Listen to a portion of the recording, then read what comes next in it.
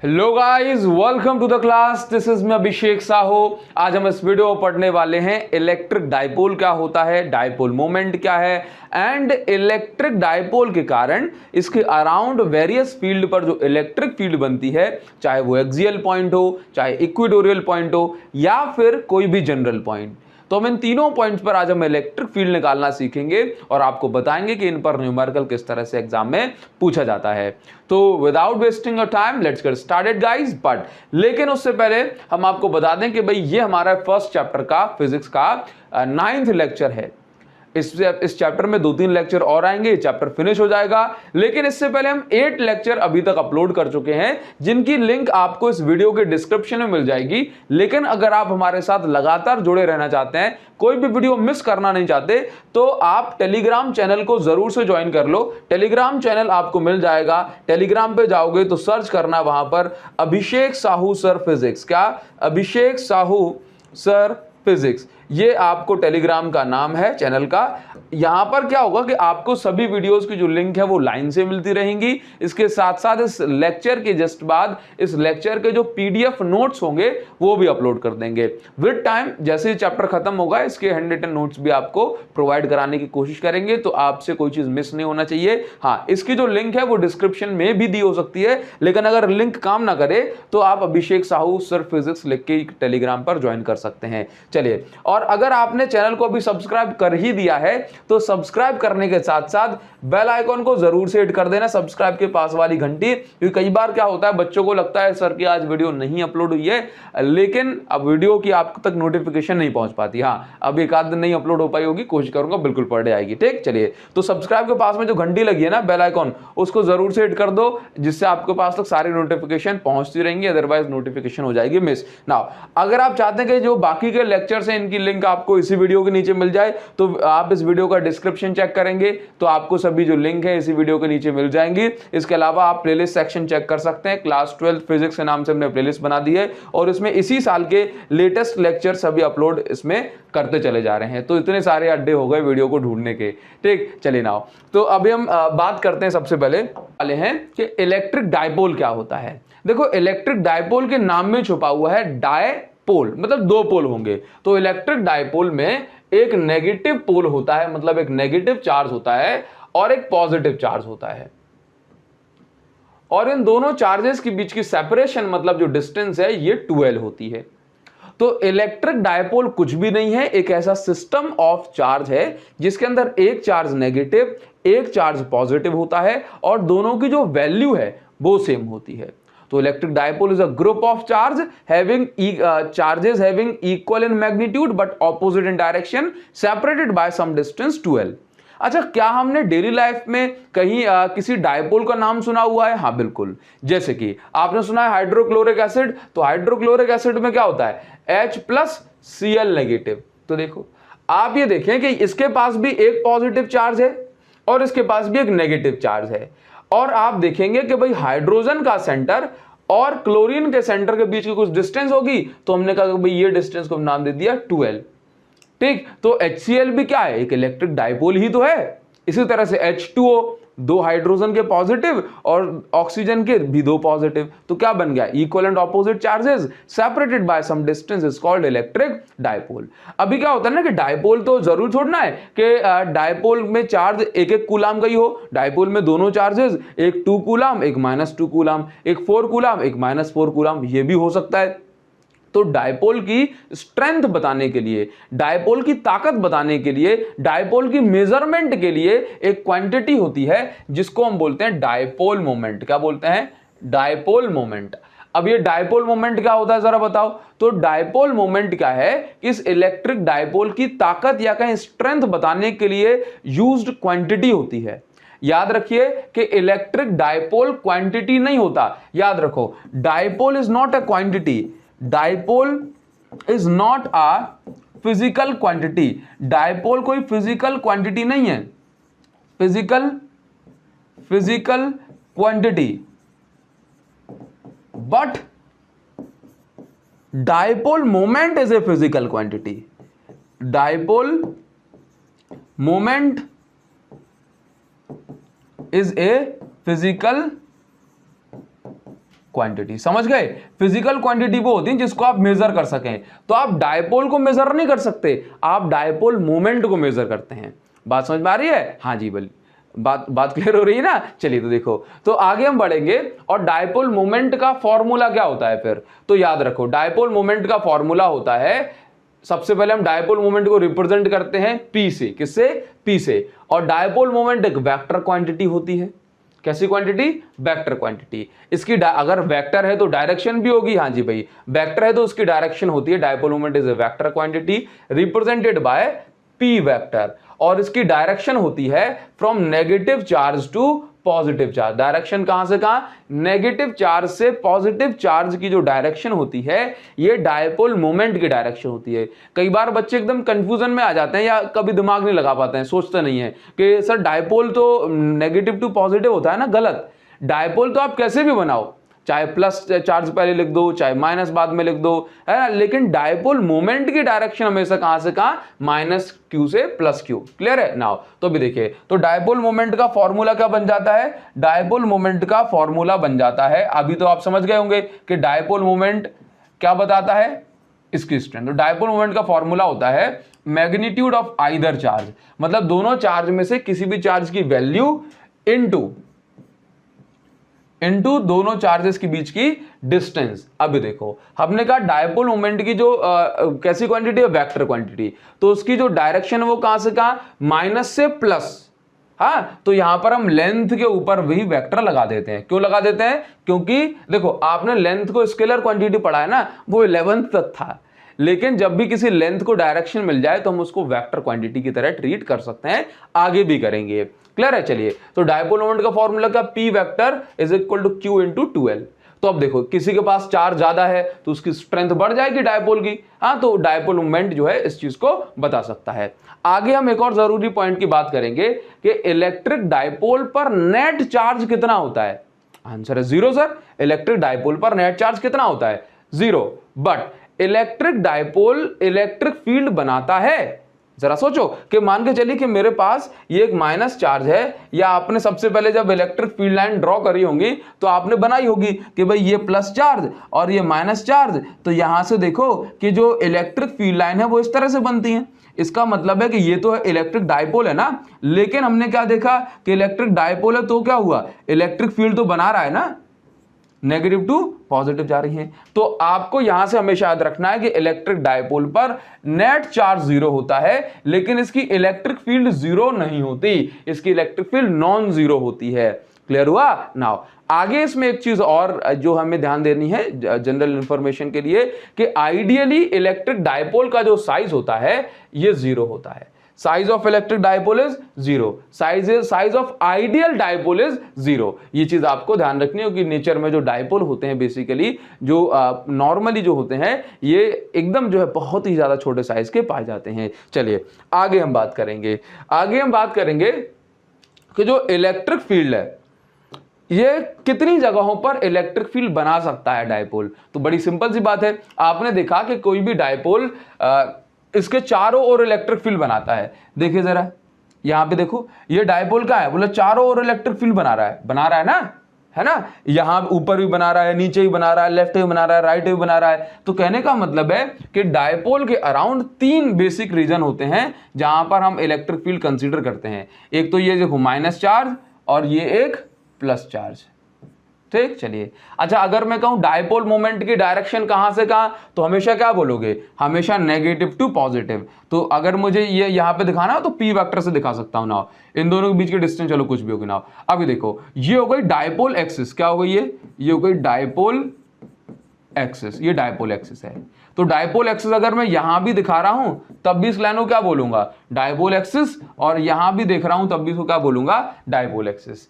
तो अभी इस एक्सिस के किसी पॉइंट पर अगर मुझे इलेक्ट्रिक फील्ड निकालनी है से इस पॉइंट पर, तो मैं क्या बोलूंगा? इसको बोलूंगा, एक्सिस पर है ना ये पॉइंट, तो इसको कहा जाता है एक्सियल पॉइंट। क्या कहा जाता है?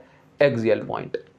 ठीक, इसके बाद अगर डायपोल एक्सिस के बिल्कुल सेंटर से अगर मैं एक परपेंडिकुलर ड्रॉ करूं, दैट मींस परपेंडिकुलर बाइसेक्टर, तो इस पॉइंट पर जो इस पॉइंट को मैं बोलता हूं, क्योंकि देखो ये लाइन इस डायपोल को दो इक्वल पार्ट में डिवाइड करती है, इसलिए इस लाइन को बोलता हूं इक्वेटोरियल लाइन और इस पॉइंट को बोलता हूं इक्वेटोरियल पॉइंट। ठीक, अब इन दो पॉइंट्स के अलावा मतलब एक्सिस पर और इसके परपेंडिकुलर पे अगर पॉइंट नहीं है तो किसी भी जगह पर अगर कोई पॉइंट है, सपोज इस जगह पे या इस जगह पे, तो हम इनको बोलते हैं एनी जनरल पॉइंट। क्या बोलते हैं इसको? Any general point. बात क्लियर हुई? तो बेसिकली हमें तीन रीजन्स पे इलेक्ट्रिक फील्ड निकालने को दी जा सकती है, एक्सियल पॉइंट पे, इक्वेटोरियल पॉइंट पे और किसी भी जनरल पॉइंट पे। क्लियर है ना? तो पहले हम आगे बढ़ जाते हैं और एक एक करके इन तीनों रीजन पे इलेक्ट्रिक फील्ड निकालना सीखते हैं। ठीक, चलिए आगे बढ़ जाएंगे। तो अब देखिए इस पर्टिकुलर टॉपिक से अगर मैं न्यूमेरिकल की बात करता हूं तो आपको थोड़ी सी बात समझनी होगी मेरी। जैसे अगर आप मुझे रेगुलरली फॉलो कर रहे हैं तो लेक्चर नंबर 4 जो हमने किया था, forces on multiple charges, forces on multiple charges, उसमें हम इस तरह के न्यूमेरिकल काफी सारे कर चुके हैं, मल्टीपल चार्जेस। ठीक है, और दूसरा जो है लेक्चर नंबर हम 7 की बात करें, लेक्चर नंबर 7 की बात करें, जिसमें हमने electric field due to multiple charges किया है। अगर आप रेगुलरली मुझे फॉलो कर रहे हो ना, तो इस लेक्चर में हमने 2-3 क्वेश्चन किए थे जिसमें इलेक्ट्रिक फील्ड निकाली थी इस पर्टिकुलर पॉइंट पे। हाँ, ये माइनस क्यू चार्ज था, ये प्लस क्यू चार्ज था, और एक क्वेश्चन हमने किया था इलेक्ट्रिक फील्ड जिसमें निकाली थी हमने इस पॉइंट पे, हाँ, जिसमें ऐसा जो है क्वेश्चन बन रहा था। तो इस तरह क्वेश्चन हम कम एक बार नहीं 2-3 बार कर चुके हैं। तो मैं उम्मीद करूंगा कि आपको इस समझ में आए होंगे उस लेक्चर में। अगर आप जो है पहली बार ही मुझे देख रहे हो तो मैं आपको बता दूं कि आप इन लेक्चर को देख सकते हैं, तो आपको वहां से क्लियरिटी हो जाएगी। अच्छा, लेकिन अगर आप मुझे रेगुलरली देख रहे हो तो आप फिर से जो है थक जाओगे सेम न्यूमेरिकल करते हुए, क्योंकि इससे कोई और दूसरे न्यूमेरिकल बनते ही नहीं है। क्लियर ना? तो हम थोड़ा सा आगे बढ़ जाते हैं। तो अभी हम चेक करने वाले हैं कि electric field due to dipole on axial point कितनी बनती है। दैट मींस अभी हमें समझना है कि लेट्स से हमारे पास ये एक इलेक्ट्रिक डायपोल हुआ, ये हो गया एक माइनस क्यू चार्ज और यहां पर हो गया एक प्लस क्यू चार्ज। ठीक है, ध्यान से देखें आप इसको। तो डायपोल क्या होता है? एक माइनस क्यू और एक plus Q charge separated by some distance is called electric dipole. तो भाई ये एक डायपोल बन गया। अगर हम बात करें कि भाई ये हो गई डायपोल की एक्सिस, डायपोल एक्सिस, तो इसके बीच की डिस्टेंस की बात करेंगे तो ये डिस्टेंस कितनी होती है? टोटल होती है 2l। तो सेंटर से लेके माइनस क्यू की हो गई l और सेंटर से लेके प्लस क्यू की डिस्टेंस हो गई l। अब इसके बाद हमने कहा डायपोल, ये डायपोल एक्सिस और इसी एक्सिस पर एक हमने पॉइंट ढूंढ लिया और इस पॉइंट को नाम दिया पॉइंट P, और ये जो पॉइंट P हो गया इसको हमने नाम दे दिया एक्सियल पॉइंट, और यहां पर हमें इलेक्ट्रिक फील्ड फाइंड आउट करनी है। सबसे पहले हम क्या करेंगे कि यहां पर डिस्टेंस को जो है एलोकेट कर लेते हैं। तो देखो सेंटर से लेके, कहां से? सेंटर से लेके पॉइंट P जहां पर हमें इलेक्ट्रिक फील्ड फाइंड आउट करनी है, उस डिस्टेंस को हम नाम देंगे हमेशा स्मॉल r। अगर आप यही जो है एनोटेशन लेके चलेंगे तो बेस्ट रहेगा। सेंटर से लेके पॉइंट P तक हमेशा नाम क्या दो? Small r। अभी देखो इस डायपोल में दो चार्जेस हैं, एक माइनस क्यू और एक प्लस क्यू। तो पहले माइनस क्यू से और एक बार प्लस क्यू से डिस्टेंसेस हम देख लेंगे। तो देखो हमने कहा प्लस क्यू चार्ज रखा हुआ है लेट्स से किस डिस्टेंस पे? तो प्लस क्यू रखा हुआ है लेट्स से इस A पॉइंट पे, और माइनस क्यू रखा हुआ है B पॉइंट पे। क्लियर? तो अभी देखो डिस्टेंसेस क्या क्या हो जाएंगी। चलिए तो यहां पे देखो, अगर ये डिस्टेंस टोटल r है तो इसमें एक l और ऐड कर देंगे तो ये डिस्टेंस क्या बन जाएगी? ये बन जाएगी r प्लस l। क्या बन जाएगी? r plus l। अच्छा ये बताओ, ये जो r प्लस l है ये किसकी जगह पे है? ये है ना माइनस क्यू से डिस्टेंस है, तो ये bp इज इक्वल टू क्या है? r plus l। अच्छा अगर मैं आपसे कहूं कि प्लस क्यू से डिस्टेंस बताओ जरा, प्लस क्यू से, तो प्लस क्यू ये टोटल r है, अब इसमें से ये l छुपा दो तो कितना बचेगा? ये बचेगा आपके पास r माइनस l। कितना बचेगा? r minus l। तो AP इज इक्वल टू कितना हो गया? r minus l। बात समझ में आई? चलिए बहुत सही। नाउ तो अभी हम क्या करेंगे कि इस पॉइंट पर चेक करेंगे कि प्लस वाले चार्ज की इलेक्ट्रिक फील्ड कहां बन रही है और माइनस वाले चार्ज की इलेक्ट्रिक फील्ड कहां बन रही है। तो देखो प्लस चार्ज से हमेशा इलेक्ट्रिक फील्ड लाइन आउटवर्ड जाती है, बाहर की साइड। तो हमने चेक किया कि इस पॉइंट पर इस प्लस की इलेक्ट्रिक फील्ड कहां होगी, तो हमने कहा इस साइड जा रही है, इससे दूर की साइड, प्लस से हमेशा आउटवर्ड जाती है, तो इसको मैंने नाम दे दिया electric field due to plus Q charge. Then मैं देखूंगा कि माइनस चार्ज जो है ये यहां पे है, तो माइनस चार्ज के लिए इलेक्ट्रिक फील्ड लाइन कैसी होती है, हमेशा इनवर्ड अंदर की साइड, माइनस यहां है तो इलेक्ट्रिक फील्ड लाइन अंदर की साइड इस साइड को जाएगी ना, तो हमने देखा कि माइनस की जो इलेक्ट्रिक फील्ड है वो कहां है, वो इस साइड है, तो ये हो गया electric field due to minus Q charge. Vector इसके ऊपर भी, क्योंकि इसके बाद डायरेक्शन है, और वेक्टर इसके ऊपर भी। चलिए अभी हम ये चेक करेंगे कि नेट इलेक्ट्रिक फील्ड कैसे और कहां बनेगी। तो देखना जरा, यहां आप किसी भी पॉइंट पर नेट इलेक्ट्रिक फील्ड निकालना, तो कैसे चेक करोगे, प्लस की इलेक्ट्रिक फील्ड यहां है, माइनस की इलेक्ट्रिक फील्ड यहां है, तो हम चेक कर लेंगे, ऐड कर देंगे या सब्ट्रैक्ट कर देंगे, है कि नहीं। चलिए तो सबसे पहले हम नेट इलेक्ट्रिक फील्ड निकालें, उससे पहले हम प्लस क्यू चार्ज की इलेक्ट्रिक फील्ड इस पॉइंट पी पे कितनी बनेगी और माइनस क्यू चार्ज की इलेक्ट्रिक फील्ड इस पॉइंट पे कितनी बनेगी उसको लिखेंगे। हाँ, लेकिन उससे पहले मैं आपको बता दूं कि पहले हम स्केलर फॉर्म लिखेंगे, उसके बाद हम उसी स्टेप में वेक्टर फॉर्म को लिखेंगे। और जब स्केलर फॉर्म लिखते हैं तो साइन जो है ना ही माइनस ना ही प्लस साइन, कोई साइन पे हम ध्यान नहीं देते हैं। चलिए तो सबसे पहले हम क्या करें, यहां पर एक हेडिंग बनाएंगे, देखो आराम समझना, इलेक्ट्रिक फील्ड ड्यू टू कौन से charge, due to let's say plus Q charge. तो प्लस क्यू चार्ज की इलेक्ट्रिक फील्ड हम चेक करने वाले हैं, देखो एट पॉइंट पे। तो देखो सबसे पहले क्या करेंगे, electric field due to plus Q charge. अब यहां पे चेक करना, मैं यहां पर कोई साइन नहीं ले रहा हूं, ठीक। चलिए तो इलेक्ट्रिक फील्ड का फॉर्मूला होता है 1/4πε, जिसको मैं के लिखता हूं, तो के Q अपॉन डिस्टेंस का स्क्वायर। डिस्टेंस कौन सी, जिस चार्ज से जिस पॉइंट P तक आप जो है इलेक्ट्रिक फील्ड निकाल रहे हो, तो K Q अपॉन डिस्टेंस का स्क्वायर। तो प्लस Q से इस पॉइंट P तक की डिस्टेंस कितनी है, आपने कहा R माइनस L। तो ये तो हो गया इलेक्ट्रिक फील्ड का फॉर्मूला। लेकिन इस इलेक्ट्रिक फील्ड के पास डायरेक्शन भी तो है, तो हमें डायरेक्शन के बारे में भी बताना है, तो हमने कहा डायरेक्शन बताने के लिए यहां पे वेक्टर साइन लगाया जाता है। लेकिन किसी भी चीज को अगर मुझे डायरेक्शन प्रोवाइड करानी है, तो डायरेक्शन प्रोवाइड कराने के लिए एक पर्टिकुलर वेक्टर का हम इस्तेमाल करते हैं, जो कि होता है यूनिट वेक्टर। यूनिट वेक्टर क्या कि भाई आपने देखा P cap, A cap, Z cap, ये कैप लगा दो तो यूनिट वेक्टर बन जाता है। तो आप चेक करें कि भाई यहां पर देखो, यहां पे चेक करना कि जो प्लस की जो इलेक्ट्रिक फील्ड है, मैं यहीं पे लिख देता हूं ताकि आपको ध्यान रहेगा कि ये देखो प्लस चार्ज की इलेक्ट्रिक फील्ड किस साइड है, इस साइड, इस साइड।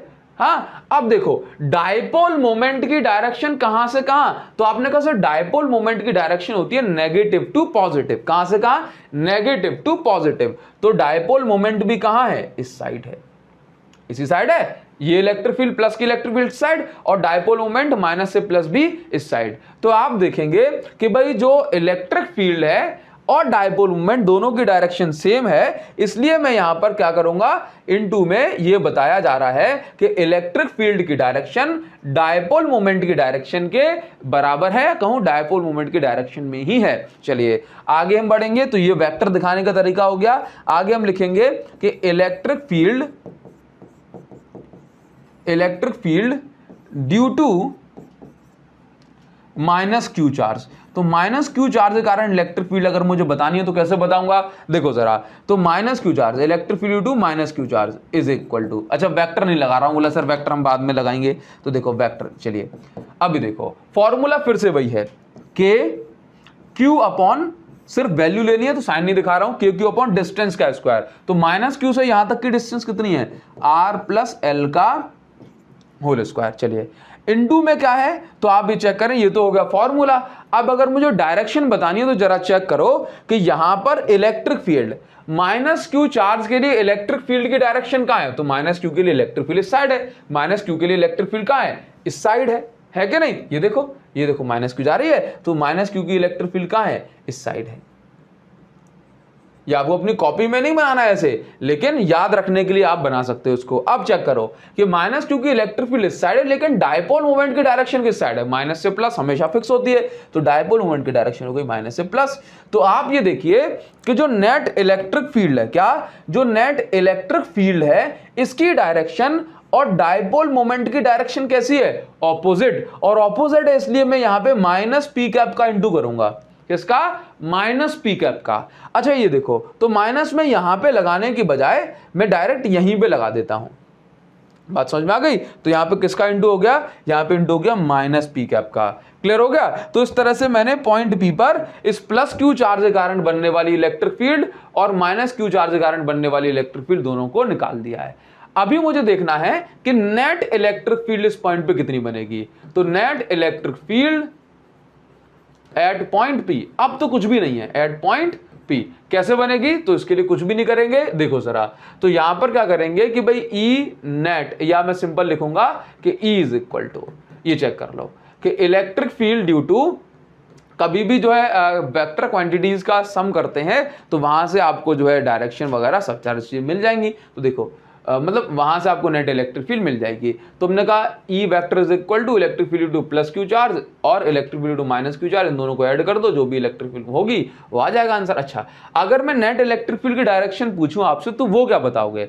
नेट इलेक्ट्रिक फील्ड, अच्छा नेट का मतलब होता है काटा पीटी करने के बाद जो बचता है उसको हम बोलते हैं नेट, है ना? तो नेट इलेक्ट्रिक फील्ड इस पॉइंट पी पे किस डायरेक्शन में होगी? तो आपने कहा एक चीज है सर कि प्लस क्यू चार्ज इस पॉइंट पी के पास में, तो प्लस क्यू की इलेक्ट्रिक फील्ड इस पॉइंट पी पे मतलब इस एक्सियल पॉइंट पे ज्यादा होगी। प्लस क्यू पास में इसलिए प्लस क्यू की इलेक्ट्रिक फील्ड ज्यादा होगी, और माइनस इस पॉइंट से दूर है इसलिए माइनस की इलेक्ट्रिक फील्ड कम होगी।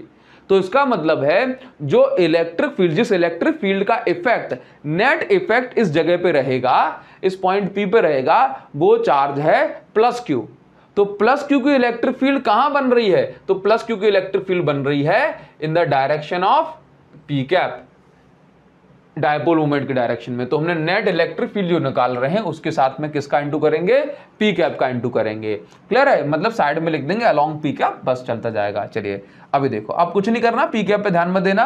ये देखो वेक्टर नाउ, अभी देखिए अगर मैं बात कर रहा हूं कि भाई प्लस क्यू की इलेक्ट्रिक फील्ड कितनी है, तो आपने कहा प्लस क्यू की इलेक्ट्रिक फील्ड है K Q upon R minus L का होल स्क्वायर, और ये जो नेट इलेक्ट्रिक फील्ड जो बच रही है वो मैंने यहां पे लिख दिया है। चलिए मतलब आपको इन चीजों मतलब पी कैप वगैरह पे ध्यान नहीं देना है, वो सारी चीज तो पी कैप तो हमने साइड में लिख ही दिया है ना ऑलरेडी नेट इलेक्ट्रिक फील्ड के लिए। नाउ अभी देखो यहाँ पे चेक करो कि ये जो है के, ये प्लस का था, अगर मैं इसकी वैल्यू को उठा के रखता हूं तो कितना बचेगा? ये माइनस का हो जाएगा, तो minus K Q upon R plus L का होल स्क्वायर।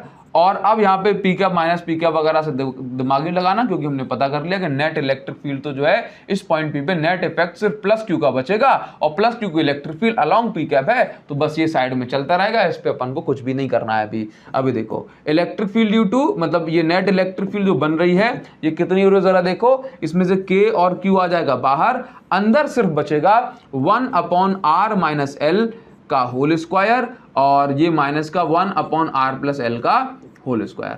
क्लियर है? नाउ आगे हम बढ़ेंगे तो ये जो इलेक्ट्रिक फील्ड हमें निकालनी है, यहां पर एलसीएम लिया जाएगा, और एलसीएम आ जाएगा आपके पास के, और ये हो जाएगा देखो a माइनस बी और a प्लस बी, तो ये हो गया a square minus B square, मतलब R square minus L square. अब इन दोनों के ऊपर होल स्क्वायर पहले से, तो ये होल स्क्वायर लगा दिया है। एलसीएम लेने के लिए कुछ भी नहीं करेंगे, सिर्फ क्रॉस मल्टीप्लाई कर देंगे। तो क्रॉस मल्टीप्लाई करेंगे तो यहां पे देखो इसका मल्टीप्लाई यहां पे हो गया, तो आर प्लस एल का होल स्क्वायर, और इसके बाद माइनस साइन लगाया तो उसका मल्टीप्लाई यहां हो गया, तो आर माइनस एल का होल स्क्वायर। इतना काम करना है अपन को। चलिए आगे हम बढ़ेंगे और यहां देखेंगे इसी डेरिवेशन को आगे बढ़ाते हुए, तो नेट इलेक्ट्रिक फील्ड हमने निकाली, तो के क्यू आप चेक करेंगे थोड़ा सा, अगर मैं यहां पर इसको ओपन कर दूंगा, आर प्लस एल का होल स्क्वायर ओपन कर दिया, माइनस आर माइनस एल का होल स्क्वायर ओपन करता हूं, तो आर प्लस एल का होल स्क्वायर बन जाएगा A square plus B square plus 2ab minus sign, और आर माइनस एल का होल स्क्वायर बन जाएगा A square plus B square minus 2ab। Upon में क्या चल रहा है? A square minus B square का होल स्क्वायर, यही चल रहा है। चलिए अभी हम इसको ओपन करेंगे, और साइड में क्या है? पी कैप तो लिखा ही है साइड में, इस पे बहुत ज्यादा आपको ध्यान नहीं देना है। E vector is equal to K Q.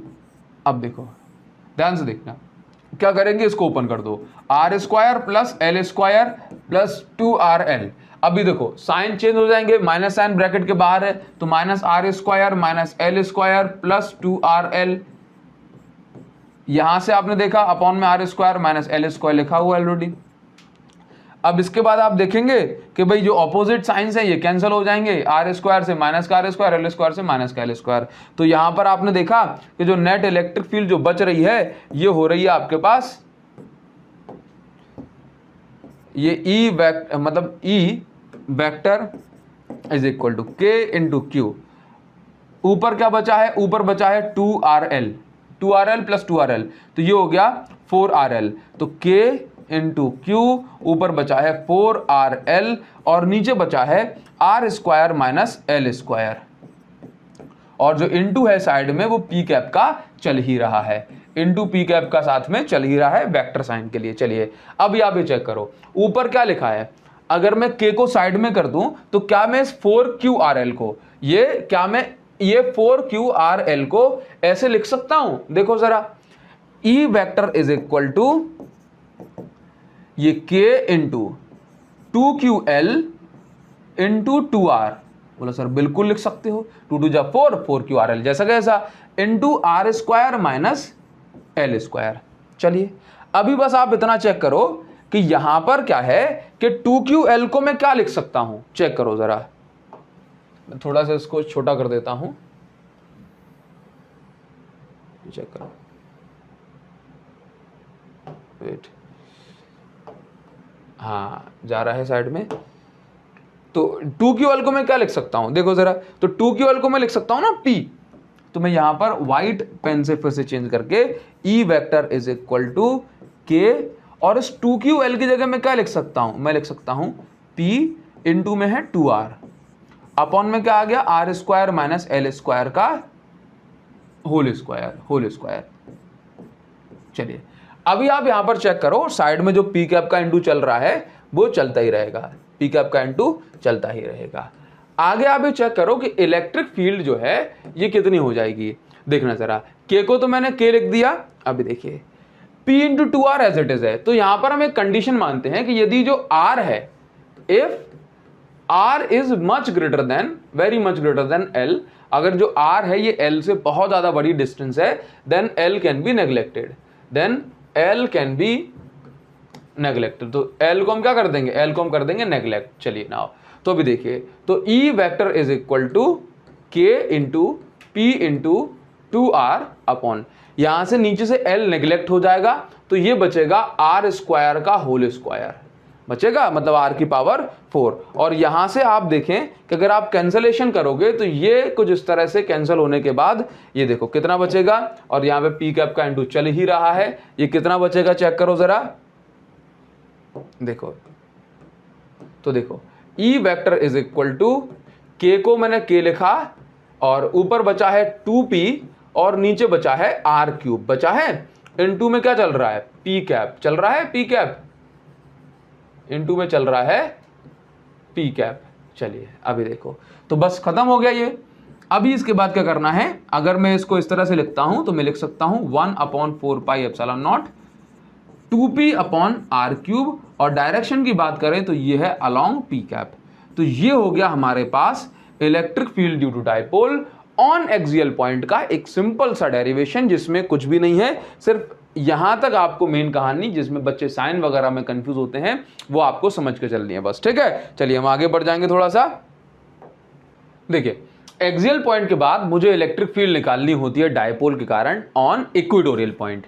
तो इक्वेटोरियल पॉइंट पर कैसे निकालते हैं, बहुत आसान है, बस छोटा मोटा जो है डायग्राम आपको एक बार अच्छे समझना है। तो फिर से देखो, सबसे पहले हम क्या करेंगे कि यहाँ पर एक डायपोल बनाएंगे, और इक्वेटोरियल पॉइंट तो आप जानते ही हो। देखो सबसे पहले हमने क्या किया कि ये मेरे पास एक हो गया माइनस क्यू चार्ज, और ये हो गया यहाँ पे प्लस क्यू चार्ज, ठीक है, सेंटर टू सेंटर डिस्टेंस ये। नाउ अभी देखिए ये माइनस क्यू और ये प्लस क्यू, मैंने कहा कि भाई माइनस क्यू जो प्लस क्यू चार्ज है ये रखा हुआ है पॉइंट ए पे, और माइनस क्यू चार्ज रखा हुआ है पॉइंट बी पे, और इन दोनों के बीच की सेपरेशन कितनी है आप जानते हो, इन दोनों के बीच की सेपरेशन कितनी होगी भाई, L और L, मतलब इन दोनों के बीच की सेपरेशन हो गई 2L, बराबर है डिस्टेंस, ठीक है। नाउ अभी देखिए, अब इक्वेटोरियल पॉइंट कहाँ होता है जरा बताओ मुझे। इक्वेटोरियल पॉइंट होता है ये सेंटर से ठीक है, थोड़ा सा और साइड में कर दूं इसको। चलिए, ये हो गया इक्वेटोरियल पॉइंट। नाउ अब इस पर्टिकुलर पॉइंट पे, इस पॉइंट पे मुझे निकालनी है इलेक्ट्रिक फील्ड। तो सबसे पहले क्या करेंगे, प्लस क्यू चार्ज के कारण इलेक्ट्रिक फील्ड निकालो, देन माइनस क्यू चार्ज के कारण इलेक्ट्रिक फील्ड निकालो, देन उस इलेक्ट्रिक फील्ड को क्या कर दो, ऐड कर दो। बात समझ में आ गई ना? तो वहां से काम बन जाएगा, नेट इलेक्ट्रिक फील्ड निकाल लेंगे। तो देखो आप ये बताओ, प्लस क्यू चार्ज के कारण जो इलेक्ट्रिक फील्ड है ये कैसी रहेगी? जो प्लस क्यू की जो इलेक्ट्रिक फील्ड है वो हमेशा कैसे रहती है, चार्ज से दूर की साइड। तो प्लस चार्ज से हमेशा इलेक्ट्रिक फील्ड जाती है बाहर की साइड। तो इस पॉइंट पे प्लस की इलेक्ट्रिक फील्ड कहाँ होगी, देखो जरा, ये बाहर की साइड होगी। नाउ ये चेक करो, इसका एरो कहाँ जाएगा, प्लस से दूर की साइड ये जाएगा। इसको हमने क्या नाम दे दिया, इसको हमने नाम दे दिया लेट्स से ई वेक्टर, या प्लस की इलेक्ट्रिक फील्ड है तो मैंने इसको नाम दे दिया E1 वेक्टर। नाउ अभी देखिए जरा, थोड़ा सा मैं इसको, ठीक है, हाँ जी ठीक, ये हो गया E1 वेक्टर।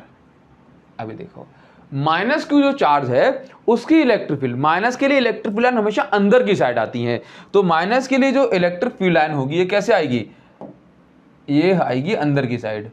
चलिए तो देखो, तो इस जगह से अगर मैं इलेक्ट्रिक फील्ड देखता हूं माइनस क्यू चार्ज के लिए, तो इसका जो एरो होगा that will be down side. तो डाउन साइड मुझे दिखाना है, तो मैंने दिखाया ये दिखा दिया। देखो जरा, इसको मैंने क्या नाम दिया, इसको नाम दे दिया E2 वेक्टर। क्या नाम दे दिया, E2 वेक्टर। तो मैं इसको भी दिखा देता हूं येलो से, E2 वेक्टर। क्लियर है? देखो जरा, तो ये हो गया E2 वेक्टर। अब ये हमें चेक करें कि ये जो एंगल है, ये थीटा एंगल यहां पे बन रहा है इसके साथ, और इसी तरह से ये थीटा एंगल यहां पे बन रहा है। तो अगर मैं देखूं कि ये देखो, ये एंगल हॉरिजॉन्टल के साथ अगर थीटा बन रहा है तो ऊपर भी तो थीटा ही होगा और ऊपर भी तो थीटा ही होगा, है कि नहीं? क्योंकि प्लेन और एक लाइन थोड़ी ना चेंज हुई है ना। तो आपने देखा कि भाई ये वाला एंगल कितना है, थीटा बन रहा है। चलिए तो मैं यहां पर भी एंगल दिखाता हूं, लेट्स से ये देखो, ये देखो, ये एंगल थीटा बन रहा है, तो हॉरिजॉन्टल के साथ ये वाला एंगल भी बनेगा थीटा। क्लियर है? नाउ इसके बाद अगर ये एंगल थीटा बन रहा है हॉरिजॉन्टल के साथ, देखो ये वाली लाइन और हॉरिजॉन्टल के साथ एंगल कितना है, थीटा। तो यहां भी ऊपर भी क्या है, अल्टरनेट एंगल, ये भी थीटा। तो इस तरह से हमने देखा कि भाई हॉरिजॉन्टल के साथ E1 वेक्टर का भी एंगल बन रहा है थीटा और E2 वेक्टर का भी एंगल बन रहा है थीटा। अब हम क्या करेंगे कि भाई कोई भी वेक्टर अगर एंगल पे होता है तो उसको दो कंपोनेंट में रिजॉल्व करते हैं। याद रखिए, हमेशा कोई भी वेक्टर जब किसी एंगल पे होता है तो उसको हमेशा दो कंपोनेंट में ब्रेक कर सकते हैं। तो देखो E1, ये इलेक्ट्रिक फील्ड कहां जा रही है, देखो जरा, ये इलेक्ट्रिक फील्ड कहां जा रही है, ये हाथ देखो मेरा कहां जा रहा है, याद कहां जा रहा है, ऊपर भी और आगे भी। तो इस इलेक्ट्रिक फील्ड के दो कंपोनेंट होंगे, एक कंपोनेंट ये देखो ऊपर की साइड जा रहा है, इसको मैंने नाम दिया E1 sin थीटा, और एक कंपोनेंट आगे की साइड जा रहा है, इसको मैंने नाम दिया, इसको नाम दिया मैंने E1 cos थीटा। इसके बाद अगर मैं E2 के कंपोनेंट देखूं तो E2 की डायरेक्शन कुछ यहां है, ऐसे, मतलब आगे भी जा रहा है E2, आगे भी जा रहा है और नीचे भी जा रहा है। तो E2 के भी दो कंपोनेंट मैंने करे, और मैं इसको ग्रीन से दिखा देता हूं। तो इसके दो कंपोनेंट हो गए, इसको मैंने नाम दे दिया, देखो E2 का एक कंपोनेंट, इसका नाम हो गया E2 sin थीटा। इसी तरह से E2 का दूसरा कंपोनेंट हो जाएगा इस साइड ही, ये हो जाएगा E2 cos थीटा, जिसके साथ एंगल थीटा बनता है उस कंपोनेंट को हम नाम देते हैं cos थीटा। आई होप आपको इतना समझ में आया होगा। नाउ आगे हम बढ़ते हैं, डिस्टेंसेस की बात करते हैं। तो हमेशा याद रखो, डिस्टेंसेस की क्या हमने बात की है, कि कभी भी डिस्टेंस लेनी हो, चाहे वो एक्सियल पॉइंट वाला डेरिवेशन हो, चाहे इक्वेटोरियल या जनरल पॉइंट वाला, तो कभी भी डिस्टेंस हमेशा सेंटर से लेके पॉइंट P तक की डिस्टेंस जो है आप लें स्मॉल r। ये डिस्टेंस r हो गई। अगर ये r है, ये l है, तो हाइपोटेन्यूज क्या बन जाएगा, √r² प्लस l², ये बन जाएगा। चलिए ये हम डिस्टेंस लेंगे, ये भी डिस्टेंस क्या हो जाएगी, √r² प्लस l²। चलिए अगर आप यहां पे देखो तो ये क्या है, वैसे आपको डायग्राम में ये बेस वगैरह लिखना नहीं होता, लेकिन मैं आपको बता दूं कि भाई लिख दोगे ना तो आपको बाद में दिक्कत नहीं आएगी। तो ये हो गया आपके पास बेस, ये हो गया हाइपोटेन्यूज ट्राइंगल में जब हम वर्क करेंगे, और ये हो गया परपेंडिकुलर। तो यहां पर आपको एक चीज की जरूरत पड़ेगी जिसको हम पहले ही लिख लेते हैं, दैट इज cos थीटा। तो cos थीटा बताओ जरा कितना होता है, तो cos थीटा होता है बेस अपॉन हाइपोटेन्यूज। तो cos थीटा बेस कितना है, तो बेस है l। अपॉन हाइपोटेन्यूज क्या है, हाइपोटेन्यूज है R square plus L square के ऊपर स्क्वायर रूट, और स्क्वायर रूट का मतलब क्या होता है, पावर 1/2। स्क्वायर रूट का मतलब पावर 1/2 होता है। तो कॉस थीटा की वैल्यू मैं ये लिख सकता हूं, अगर मुझे जरूरत पड़ेगी तो, पड़ेगी ही, ठीक है। चलिए आगे हम बढ़ेंगे, और अब हमें क्या निकालना है कि अभी तो हमने क्या देखा कि प्लस क्यू चार्ज के कारण इलेक्ट्रिक फील्ड कितनी बन रही है, माइनस क्यू चार्ज के कारण इलेक्ट्रिक फील्ड कितनी बन रही है। अब हम ये चेक करेंगे कि भाई नेट इलेक्ट्रिक फील्ड, अगर मैं इस पे देखूं नेट इलेक्ट्रिक फील्ड, जो जितने भी कंपोनेंट है, अगर मैं नेट इलेक्ट्रिक फील्ड देखूं तो ये इलेक्ट्रिक फील्ड कितनी होगी। तो मैंने कहा कि भाई नेट इलेक्ट्रिक फील्ड या net electric field at point P, बोला पॉइंट पी पे नेट इलेक्ट्रिक फील्ड कितनी होगी। तो देखो जरा, देखो मैंने इस E1 वेक्टर को रिजॉल्व कर लिया ना, रिजॉल्व, इसके दो कंपोनेंट करे, दो टुकड़े, तो मैं इस E1 वेक्टर को नहीं लिखूंगा क्योंकि मैं इसको रिजॉल्व कर चुका हूं। तो इसके दो कंपोनेंट को लिखा जाएगा, सिर्फ इसका मैग्नीट्यूड। हाँ, तो नेट इलेक्ट्रिक फील्ड, तो यहां पर मैं क्या बात कर रहा हूं, ई नेट, ठीक, और सिर्फ किसकी बात कर रहा हूं भी, मैग्नीट्यूड की बात कर रहा हूं। डायरेक्शन में इसमें थोड़ा सा बाद में लूंगा, क्लियर है नाउ। तो E net is equal to magnitude, only magnitude. तो देखो जरा, तो आप यहां पे देखेंगे कि E1 cos थीटा कहां है, लेफ्ट में है, तो मैंने इसको लिखा माइनस E1 cos थीटा। आगे ये चेक करो, E2 cos थीटा कहां है, लेफ्ट में है, तो लेफ्ट में इसलिए लिखा मैंने इसको minus E2 cos theta. Right में होता तो प्लस ले लेता। नाउ अभी देखो E1 sin थीटा कहां है, ऊपर है, तो ऊपर है तो मैंने लिखा है इसको प्लस E1 sin थीटा। इसके बाद E2 sin थीटा कहां है, नीचे है, तो मैंने इसको लिखा minus E2 sin theta. Clear है ना। अभी आप ये देखो कि यहां पर मुझे नेट इलेक्ट्रिक फील्ड निकालनी है, मैं सिर्फ इसका जो है ना स्केलर फॉर्म ले रहा हूं अभी, ओनली मैग्नीट्यूड। तो आप ये देखेंगे, सबसे पहले आप ये चेक करें कि यहां पर ये देखो कि क्या ये प्लस क्यू चार्ज की इलेक्ट्रिक फील्ड और माइनस क्यू चार्ज की इलेक्ट्रिक फील्ड की जो वैल्यू है, ये वैल्यू सेम होगी क्या अलग अलग, बताओ जरा। तो ये वैल्यू सेम होगी।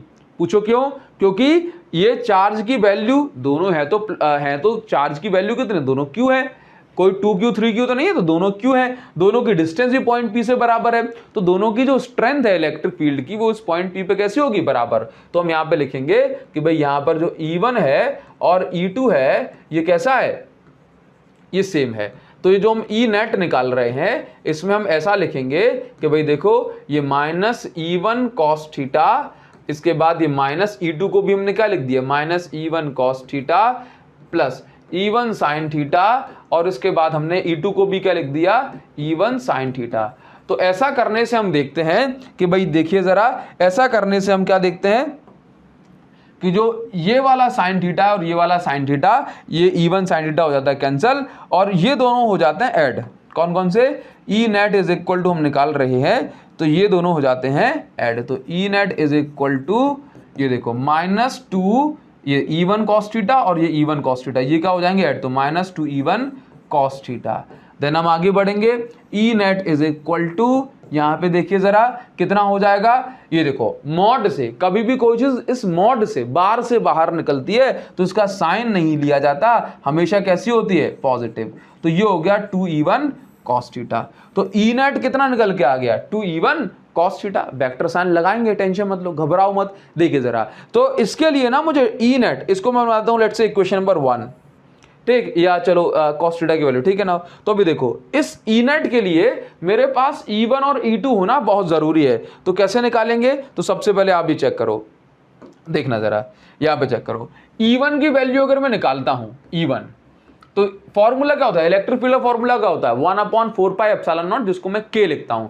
तो K Q अपॉन डिस्टेंस का स्क्वायर। चेक करते हैं जरा, तो Q कितना है, तो Q तो दोनों की वैल्यू ले रहा हूं, ओनली स्केलर फॉर्म। अब देखो K अपॉन डिस्टेंस का स्क्वायर, तो Q अपॉन डिस्टेंस का स्क्वायर, तो डिस्टेंस कितनी है, देखो जरा, देखो Q अपॉन डिस्टेंस का स्क्वायर, तो Q से लेके यहां तक की डिस्टेंस कितनी है, R square plus L square का ये स्क्वायर है, मतलब डिस्टेंस, और इसका स्क्वायर, तो कितना बचेगा, Q अपॉन ये स्क्वायर से स्क्वायर रूट कट जाएगा।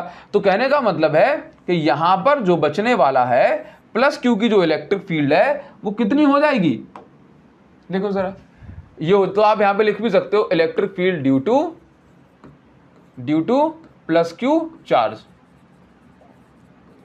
Eight point P। हाँ, तो फॉर्मूला हो गया भाई E इज इक्वल टू ये K Q अपॉन डिस्टेंस का स्क्वायर, तो डिस्टेंस हो गई कितनी R square plus L square, square लगाया था ना तो स्क्वायर रूट कैंसिल हो गया। चलिए, तो ये हो गई E1। अब इसके बाद सिमिलरली देखो जरा E2 भी कितना हो जाएगा, E2 की अगर मैं वैल्यू निकालूं तो देखना जरा यहां पे कि देखो जो चार्ज मतलब दोनों चार्ज की वैल्यू सेम है और दोनों की डिस्टेंस सेम है, तो यहां पर E2 भी कितना हो जाएगा, E2 भी हो जाएगा सिमिलरली E2 भी कितना हो जाएगा, E2 is equal to KQ upon R square plus L square. अगर मैं वेक्टर साइन की बात करूं तो आप यहां पे लिख सकते हैं कि भाई देख लो जरा, वेक्टर की बात करूं अगर मैं, तो अदरवाइज हम तो सिर्फ स्केलर फॉर्म ले रहे हैं, लेकिन आप E1 E2 निकालते हैं तो कभी कभी वेक्टर फॉर्म लिख देते हैं। तो आप यहां लिख सकते हो अलोंग A से लेके P की साइड और ये है P से लेके B की साइड। देखो जरा, देखो एक बार चेक कर लो, इसकी इलेक्ट्रिक फील्ड कहां है, प्लस वाले की, A से P की साइड, तो हम इसको प्लस की इलेक्ट्रिक फील्ड को क्या लिखेंगे, अलोंग AP वेक्टर, और क्या लिखेंगे इसकी जगह लिखेंगे अलोंग PB वेक्टर, और वैल्यू क्या है, मैग्नीट्यूड ये है। चलिए, तो अभी हम क्या बात कर रहे हैं कि नेट इलेक्ट्रिक फील्ड कितनी है, देखो जरा, तो नेट इलेक्ट्रिक फील्ड क्या निकली, E net is equal to 2E1 cos theta. तो हम क्या करेंगे कि E net is equal to 2E1 cos theta लिखेंगे। तो अभी रखें पुट वैल्यूज इन इक्वेशन 1। तो अभी देखो E net is equal to 2E1 cos theta, check करते हैं। देखो जरा 2 E1 की वैल्यू बोलो, सिर्फ वैल्यू, डायरेक्शन नहीं। तो देखो E1 की वैल्यू क्या है, KQ upon R square plus L square, only value हो गई इनटू cos थीटा। तो चेक करो cos थीटा की वैल्यू क्या है, ये है L upon R square plus L square की पावर 1/2। तो cos थीटा की वैल्यू हो गई L upon R square plus L square की पावर 1/2। देखो इसके ऊपर पावर क्या है 1 और इसके ऊपर पावर क्या है 1/2। तो E नेट क्या हो जाएगा, E नेट हो जाएगा यहां पे 2, देखो जरा K 2QL, तो K into 2 into Q into L upon में देखो R square plus L square, इसकी पावर 1 और 1 प्लस 1/2 क्या होता है 3/2, एक और आधा कितना होता है 1.5, तो 3 और 3/2 करोगे तो वही आ जाता है 1.5। चलिए ना, तो बस इतना हो गया। अब इसके बाद हम क्या करते हैं कि E net is equal to, ये देखो K 2QL को क्या लिखते हैं, डायपोल मोमेंट P। देखो जरा, इस 2QL की जगह हम क्या लिखते हैं, डायपोल मोमेंट P। जिन बच्चों को नहीं पता वो अभी भी ध्यान रख सकते हैं कि डायपोल मोमेंट का फॉर्मूला होता है 2QL अपॉन में क्या बचा R square plus L square की पावर 3/2।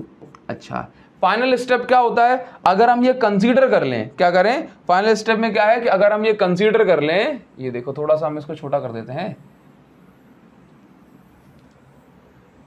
चलिए नाउ, तो इसको थोड़ा सा छोटा करें, चलिए ठीक, बहुत सही। नाउ तो अगर मैं यहां पे देखूं कि यहां पे मैं लिख देता हूं कि if R is much greater than L, यदि जो R है अगर ये L से बहुत बहुत ज्यादा बड़ा है, देन हम L को क्या करते हैं, then L can be neglected, then L को क्या करेंगे, L can be neglected. Clear है ना। तो अभी आप देखेंगे कि E net is equal to, ये देखो जरा K इंटू P, और L अगर नेग्लेक्ट हो जाएगा तो ये बचेगा R स्क्वायर इंटू ये L तो नेग्लेक्ट हो गया, इसकी पावर ये, तो यहां पर ये 2 से 2 कैंसिल हो जाएगा। तो ये जो E नेट है ये क्या बन जाएगा, ये बन जाएगा E net is equal to K into P upon R cube. Clear है, KP अपॉन R क्यूब। तो आप अगर देखें कि हमने जो एक्सियल पॉइंट वाला डेरिवेशन किया था उसमें आ रहा था K इंटू 2P आ रहा था, और इसमें क्या आ रहा है K into P upon R cube. चलिए, अगर हम इसका वेक्टर फॉर्म लिखते हैं तो वेक्टर फॉर्म में अगर आप ये देखें तो अगर स्केलर फॉर्म की बात करें तो स्केलर फॉर्म में क्या होता है KP upon R cube. Finally हम इसको लिखते हैं इन वेक्टर फॉर्म, तो मैं यहां लिख देता हूं, एक स्टेप बचा के मैं यहां लिख देता हूं कि इन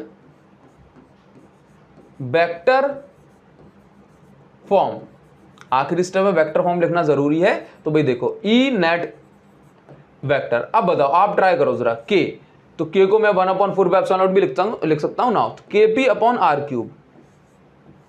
जरा चेक करो, वेक्टर फॉर्म लिखने के लिए हमें डायग्राम देखना पड़ेगा। तो चेक करो कि डायपोल मोमेंट की डायरेक्शन कहां है, इस साइड माइनस से प्लस, इस साइड है ना। अब ये चेक करो कि इसमें नेट इलेक्ट्रिक फील्ड किस साइड बन रही है, E1 sin थीटा से E2 sin थीटा तो हो गया देखो कैंसल। तो नेट इलेक्ट्रिक फील्ड किस साइड बन रही है, कॉस थीटा की साइड ना, और कॉस थीटा लेफ्ट में है और डायपोल मोमेंट राइट में है।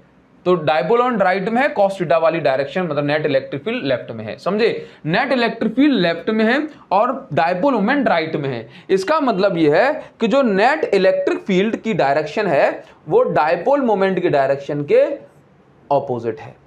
बात समझ में आई। तो ये जो ई नेट हो गया ये हम इस तरह से कैलकुलेट कर सकते हैं। क्लियर हो रहा है ना। तो इस तरह से हम डायपोल कारण इक्वेटोरियल पॉइंट पे इलेक्ट्रिक फील्ड निकालते हैं। आगे बढ़ेंगे थोड़ा सा। अभी इसमें ना एक छोटा सा 1 मार्क का क्वेश्चन बनता है, आपसे पूछा जा सकता है, कॉन्सेप्चुअल क्वेश्चन है बहुत ज्यादा, कि व्हाट आर द पॉइंट्स, क्या कह रहा है, what are the points around a dipole where resultant field is parallel to the line joining dipole. यहां पर कह रहा है कि भाई ऐसे कौन से पॉइंट है जिस पॉइंट पर जो रिजल्टेंट फील्ड है वो इस डायपोल एक्सिस के पैरेलल होती है। ट्राई करो जरा, ये डायपोल एक्सिस है तो कह रहा है कि रिजल्टेंट फील्ड कहां कहां डायपोल एक्सिस के पैरेलल बनती है। ट्राई करो, क्या इक्वेटोरियल पॉइंट पे, क्या एक्सियल पॉइंट पे, ट्राई करो। तो देखो हमने क्या देखा है कि इक्वेटोरियल पॉइंट पे जो रिजल्टेंट फील्ड है वो कहां बन रही है, चेक कर लेते हैं जरा। ये देखो ये बन रही है लेफ्ट साइड बन रही है, मतलब ये जो डायपोल एक्सिस है वो ये है, ये ऐसे डायपोल एक्सिस कहां है, ऐसे है। ये देखो नीचे, ये इसको मत देखना, हाथ को देखो, डायपोल एक्सिस ऐसे है और रिजल्टेंट फील्ड भी कैसे है, ऐसे ही है। तो इसका मतलब कैसी है, पैरेलल है। अच्छा अगर मैं बोलूं एक्सियल पॉइंट पे, तो एक्सियल पॉइंट पे भी ऐसा होता है। देखो डायपोल एक्सिस ये है और रिजल्टेंट फील्ड कहां बन रही है, इक्वेटोरियल पॉइंट पे, इस साइड, मतलब पैरेलल एंटी पैरेलल एक ही बात है ना। इसी तरह से एक्सियल पॉइंट की बात करूं तो एक्सियल पॉइंट पे भी इसी साइड बन रही है, मतलब डायपोल एक्सिस भी ऐसे और रिजल्टेंट फील्ड भी ऐसे ही। समझ में आ गया। तो इसका मतलब है कि दोनों ही पॉइंट पर, एक्सियल और इक्वेटोरियल पॉइंट पे जो रिजल्टेंट फील्ड है ये कैसी होती है, axial and equatorial point, equatorial point पे रिजल्टेंट फील्ड कैसी होती है, पैरेलल होती है। ठीक, और उसके बाद कोई जनरल पॉइंट होगा तो वहां पर जो इलेक्ट्रिक फील्ड है वो पैरेलल नहीं होती। इसको हम समझ लेते हैं कैसे बनेगा। देखिए जरा, अब फाइनल जो हमें आज क्वेश्चन करना है that is electric field on any general point. तो अगर हमारे पास, अगर हमें इलेक्ट्रिक फील्ड निकालनी है किसी भी जनरल पॉइंट पे तो कैसे निकालते हैं। तो अभी तक आप इतना तो समझ गए हो कि जनरल पॉइंट हम किसको बोलते हैं। तो जैसे मेरे पास मान के चलिए ये एक डायपोल है, मेरे पास ये डायपोल है एक, और इस डायपोल में ये हो गया यहाँ पर माइनस क्यू चार्ज और ये हो गया मेरे पास एक प्लस क्यू चार्ज।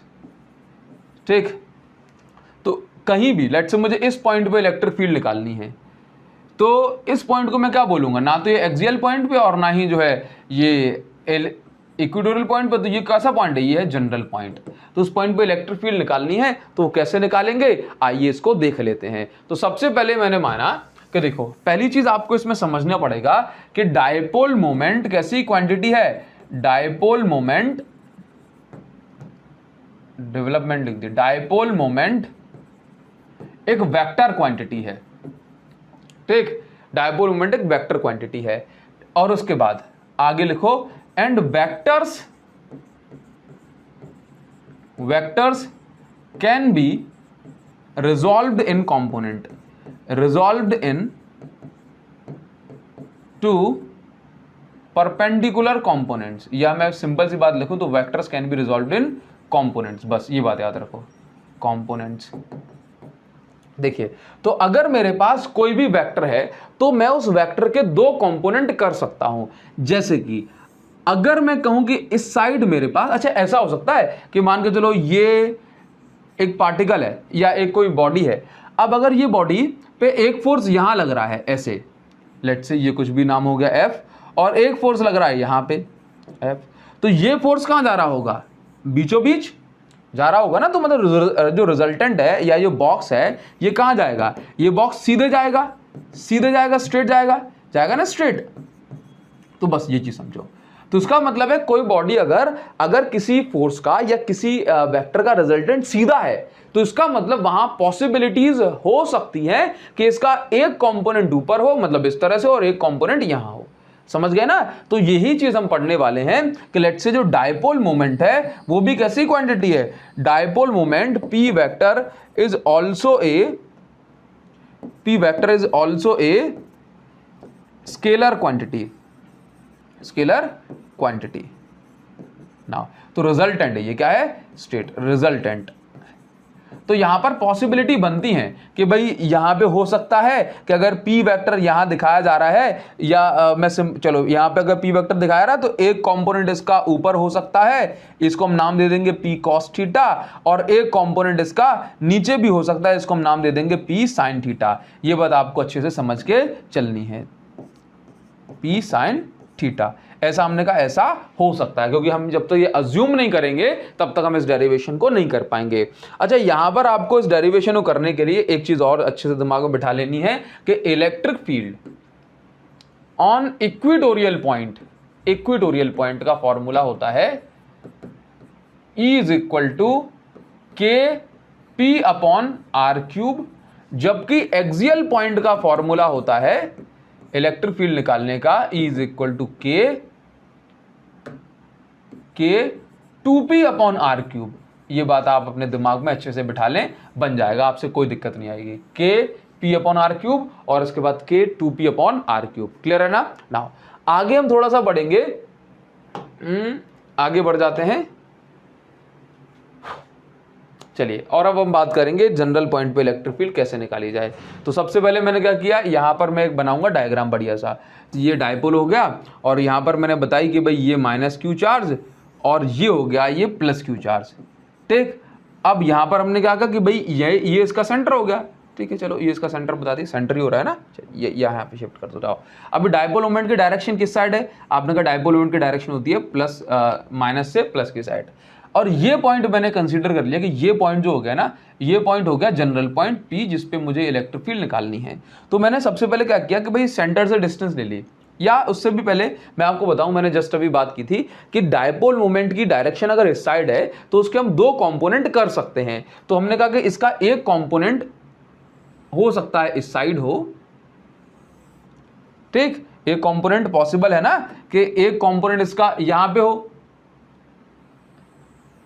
इस साइड, और इसका एक कंपोनेंट यहां पे हो, तभी तो 90 डिग्री पे ये बन जाएगा ना इसके दो कंपोनेंट, क्योंकि दोनों कंपोनेंट जो हम करते हैं वो हमेशा कैसे होते हैं, म्यूचुअली परपेंडिकुलर होते हैं। तो भाई देखो, मैंने कहा कि डायरेक्शंस की बात करी तो इसका जो है ना, इसका नेगेटिव हमने यहां बना दिया और इसका पॉजिटिव हमने इस साइड को बना दिया। या मैं सिंपल ये कहूं कि डायपोल मोमेंट की डायरेक्शन मुझे कहां दिखा देनी है, यहाँ पे ऊपर की साइड। तो देखो जरा, मैंने कहा अगर ये वाला एंगल बन रहा है थीटा, देखो ये P वेक्टर है, इसका ये वाला कंपोनेंट क्या हो जाएगा, इस साइड वाला ये हो जाएगा P cos थीटा। और इसकी अगर हम बात करें तो यहां पर देखो, मैं दिखा सकता हूं कि भाई ये आपका ये जो इसका भी जो है ना दूसरा वाला जो कंपोनेंट है वो नीचे की साइड मैंने दिखा दिया, और ये क्या हो गया P sin थीटा। नीचे की साइड क्यों दिखाया, क्योंकि एक कंपोनेंट या एक कंपोनेंट तभी रिजल्टेंट जो है बीच में जाएगा। तो आप बाकी की जो लाइन है आप इसको डॉटेड भी बता सकते हो, ऐसी कोई बात नहीं है, तो आप इसको डॉटेड भी दिखा सकते हो। ठीक है, चलिए ये अपने ऊपर है, ये आप इसको डॉटेड बता सकते हो, ये सीधा डॉटेड। ठीक है, मेन चीज ये है कि आपको बताना है कि इस ये P cos थीटा और P sin थीटा का कंपोनेंट हुआ होगा, तब जाकर के जो है इस पर्टिकुलर हमें जो है डायपोल मोमेंट मिल रहा है। बात समझ में आ गई ना। अभी देखते हैं, तो P sin थीटा, थोड़ा सा दिमाग लगाओगे आराम से बन जाएगा। अभी देखो, मुझे क्या करना है, इस पॉइंट P पे इलेक्ट्रिक फील्ड निकालनी है। तो अभी मैंने देखा कि इस पॉइंट P की डिस्टेंस की बात कर लेते हैं। तो मैंने यहां से डिस्टेंस निकाली इसकी, ये देखो ये पॉइंट P यहां पे जा रहा है। ठीक है, ये देखो ये पॉइंट P की बात कर रहा हूं, तो ये पॉइंट P जो है इस पॉइंट पे है। तो अभी चेक करना कि इसकी डिस्टेंस यहां से कितनी हो जाएगी, ये हो जाएगी, लेट्स से ये पॉइंट हो गया O, ये हो गया A, ये हो गया B। ठीक है, तो ये डिस्टेंस हो जाएगी O से लेके पॉइंट P तक हमेशा की तरह R, ये होगी डिस्टेंस R। अभी हम बात करें कि इलेक्ट्रिक फील्ड किस साइड बनेगी, कैसे कैसे बनेगी।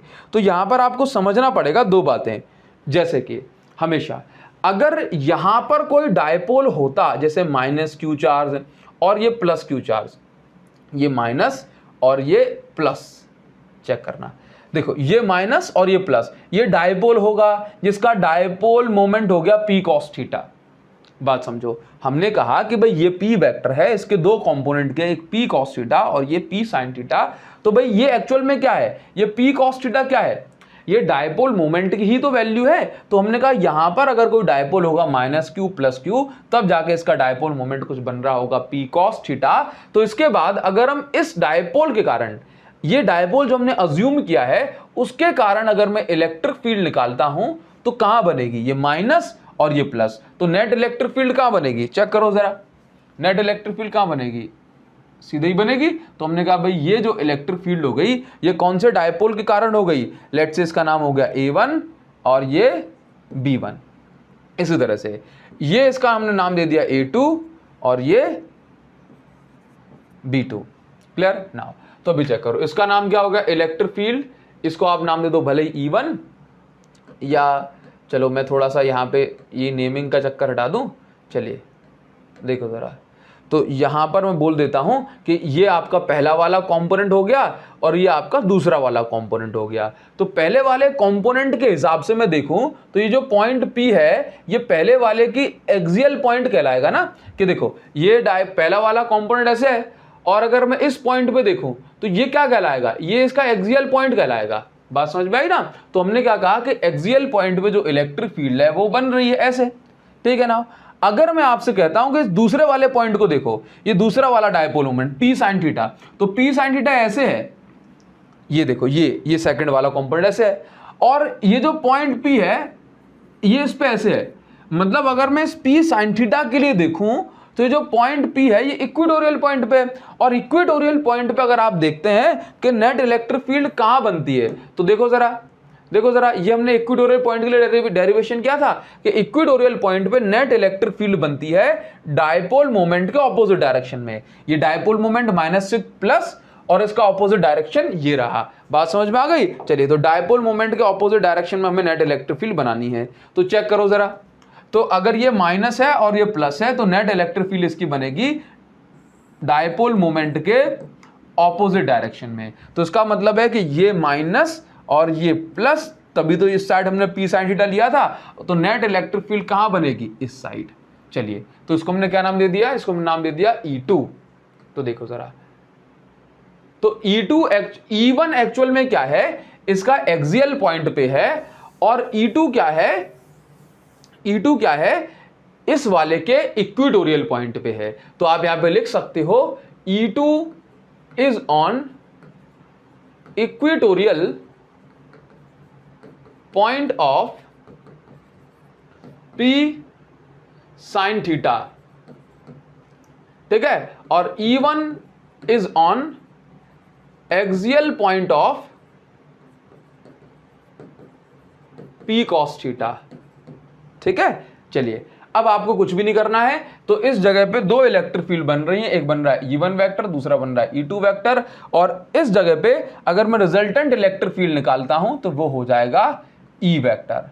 और आप जानते हो कि रिजल्टेंट इलेक्ट्रिक फील्ड का फॉर्मूला क्या होता है। तो कभी भी रिजल्टेंट निकालें तो फॉर्मूला क्या बनेगा, रिजल्टेंट जो निकालते हैं उसका फॉर्मूला बनता है, यहां पे देखो, E1 square plus E2 square plus 2E1 E2 cos, यहां पे चेक करो कि इन दोनों बीच में एंगल कितना है, 90 डिग्री। तो ये हो जाएगा cos 90, और cos 90 की वैल्यू तो 0। तो रिजल्टेंट इलेक्ट्रिक फील्ड कितनी आ जाएगी, तो रिजल्टेंट इलेक्ट्रिक फील्ड हो जाएगी E1 square plus E2 square, और cos 90 होता है 0। तो बस रिजल्टेंट इलेक्ट्रिक फील्ड हो जाएगी इतनी।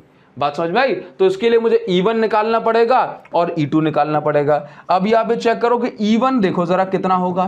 तो हमने देखा कि E1 कहाँ है, E1 is on axial point, और एक्सियल पॉइंट का फॉर्मूला हमने क्या बोला, E is equal to K into 2P upon R cube. देखो जरा, तो K इंटू 2P, P की जगह क्या लिखना है, देखो जरा, पी कॉस थीटा, क्योंकि ये इसके एक्सियल पॉइंट पे है ना पी कॉस थीटा वाले के, तो 2 P cos theta upon R cube.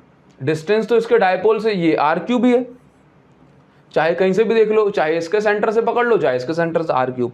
चलिए अब E2 मैं निकाल लेता हूं, E2 तो E2 चेक करो जरा। E2 के लिए क्या करेंगे, तो E2 के लिए करेंगे K इंटू, देखो P, देखो इसका फॉर्मूला होता है ना K P upon R cube, तो यहां पे P की जगह क्या आ जाएगा, P sine theta upon R cube. बस अब कुछ भी नहीं करना है, अब हमें सिर्फ यहां पे वैल्यू पुट कर देनी है किस फॉर्मूले में, root E1 square plus E2 square. ठीक है, तो देखो कैसे करेंगे, तो E नेट हमें निकालना है, तो यहां पर हम करेंगे E1 root E1 square plus E2 square. तो देखो E net is equal to कितना हो जाएगा, E1 स्क्वायर। अभी चेक करो E1 की वैल्यू क्या निकाली है, K into 2p cos theta upon R cube, और इसका है होल स्क्वायर। E1 का होल स्क्वायर करना है ना, प्लस यहां पे देखो, यहां पे K P sine theta upon R cube, इसका भी होल स्क्वायर। क्लियर है नाउ। अभी देखिए E net is equal to कैसे निकालेंगे, तो चेक कर लो, ये K और ये K, तो दोनों पे स्क्वायर है ना, या मैं इसको सिंपल ओपन कर दूं तो ये कुछ ऐसा आ जाएगा, K स्क्वायर, और यहां पे देखो P स्क्वायर अपॉन में ये आर क्यूब का भी स्क्वायर हो जाएगा, इनटू यहां पे चेक कर लो, यहां पे ये क्या बचेगा, ये 4, 2 का स्क्वायर 4, और ये हो गया कॉस स्क्वायर थीटा। नाउ इसी तरह से यहां पे K square P square R cube का स्क्वायर इनटू में क्या हो जाएगा, साइन स्क्वायर थीटा।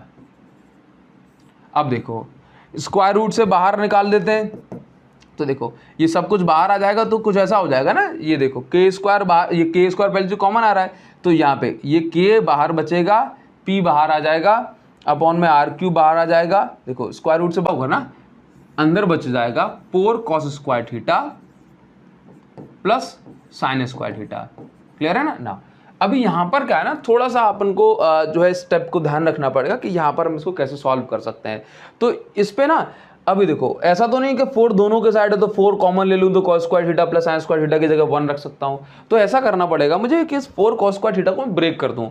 तो इस 4 cos स्क्वायर थीटा को मैं ऐसे लिख सकता हूँ, E net is equal to KP upon R cube into इस 4 cos स्क्वायर थीटा को मैं ऐसे लिख सकता हूँ क्या, 3 cos square theta plus cos square theta.